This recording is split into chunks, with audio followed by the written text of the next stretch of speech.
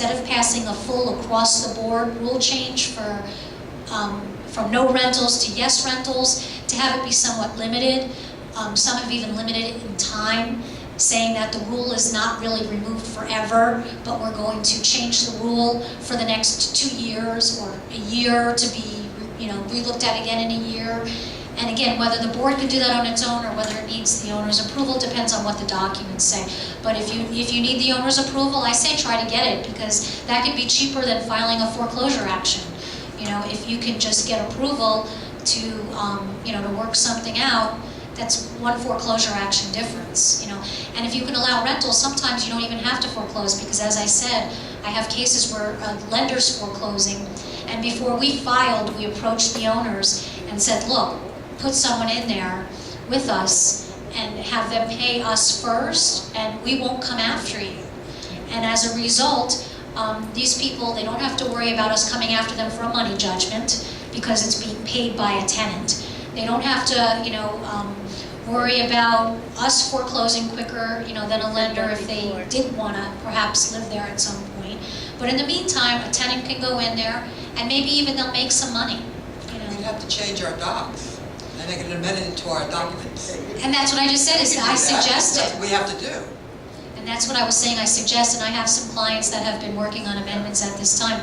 Now, if you add rental restrictions, there's law now that says you can't put a new restriction on an owner who doesn't agree to it. So if they don't vote in favor of it, it can't apply to them. But this isn't a restriction, this is taking away a restriction.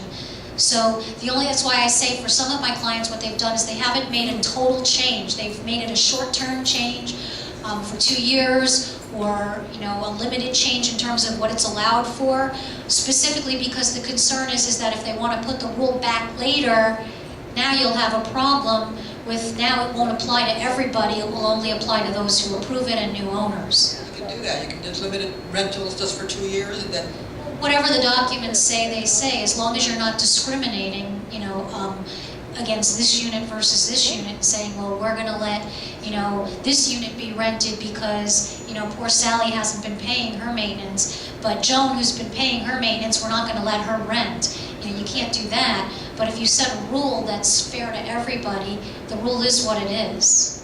How about your rates? People call in, email. What are your rates? My rates? It depends on what I'm working on. And I often, for instance, if there were to be, I did provide the rates in there. But I do charge, the only thing that's not included in there is I've been handling separate construction defect cases and insurance cases. Insurance cases are different because it's in your best interest for me to have it set up that even if you're doing it by the hour, that it's a hybrid, so that if the insurance company pays, they end up paying the higher amount that's awarded by the court. So I have a separate contract for that. And if we deal with construction defect cases, I usually handle those separate. They're more complicated, requires more expertise. And for those, I charge $2.75 an hour, which even for my for-profit clients, I charge even significantly more than that.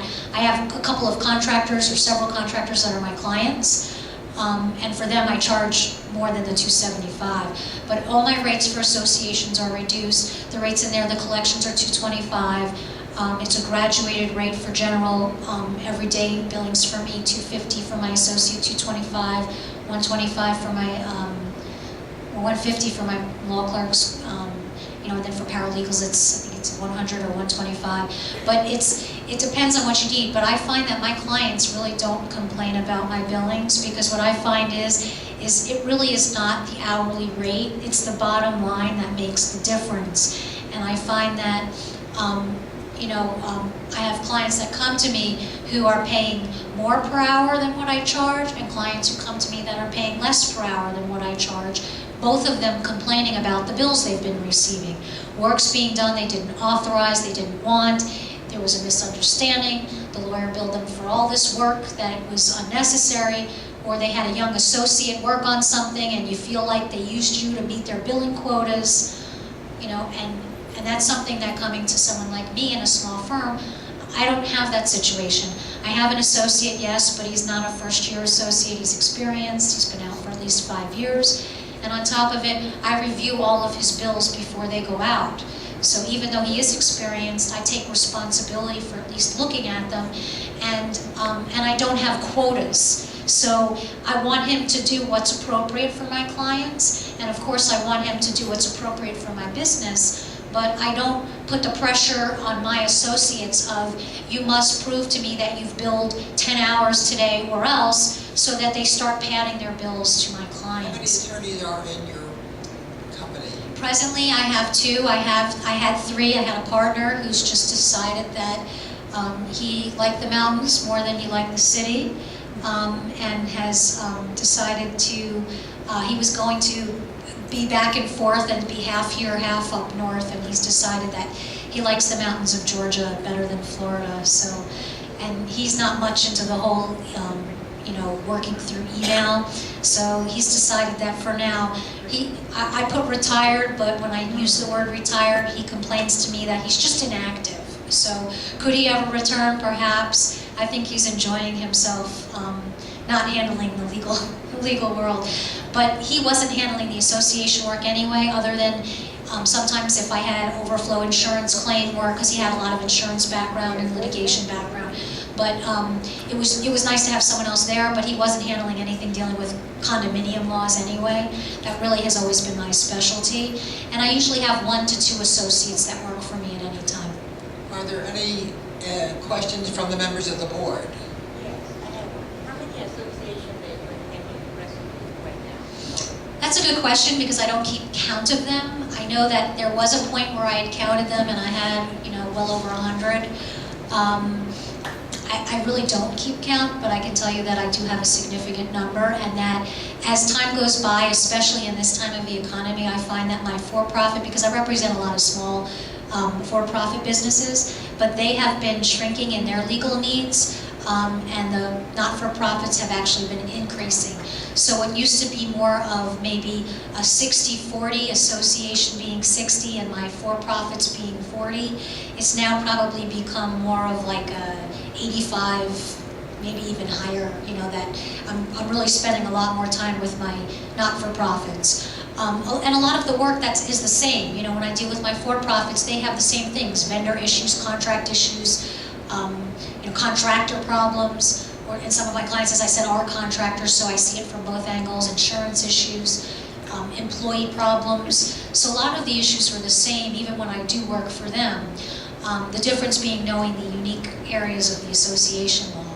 But as I say, most of my practice now seems to be more towards the association work.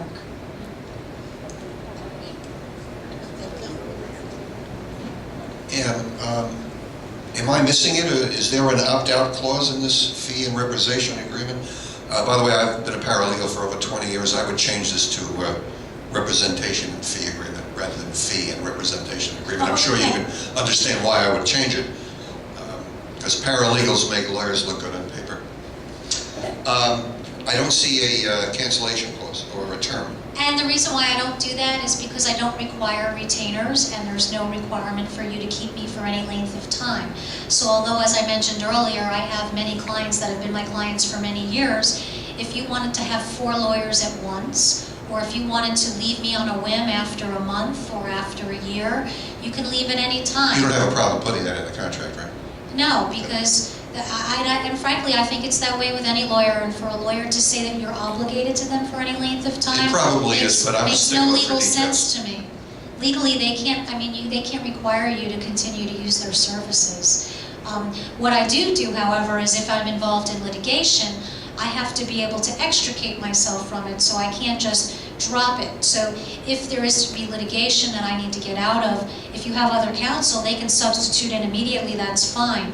But if you don't have new counsel, then I have to move to withdraw, I have to go to court, ask the judge, and until then, if there's any obligations like deadlines, I have a legal obligation to still meet those deadlines. But I will tell you that in terms of having to change counsel, I can't remember the last time I had to do a substitution for an association. I've had to do substitutions every once in a while for for-profits, but that's even rare.